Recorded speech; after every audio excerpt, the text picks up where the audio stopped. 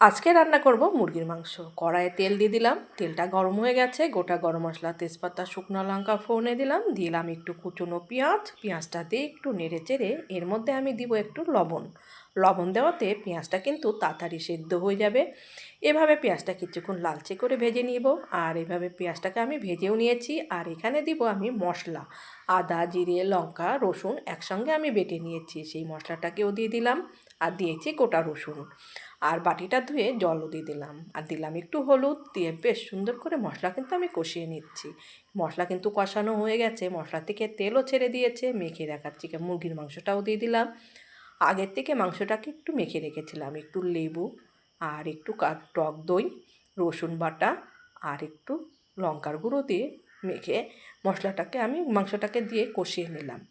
বেশ কিছুক্ষণ এভাবে মাংসটাকে আমি কষিয়ে নিয়েছি। মশলা আমি ঝোল দিয়ে দিব, এখন ঝোলটা দিয়ে মাংসটাকে আমি নেড়ে চেড়ে মিশিয়ে দেব।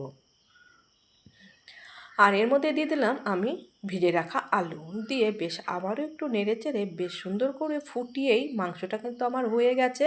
দিলাম একটু গরম মশলার গুঁড়ো আর একটু ঘি ছড়িয়েই আমি নেড়ে চেড়ে নামিয়ে নিলাম আজকে লাল লাল ঝাল ঝাল মুরগির মাংস।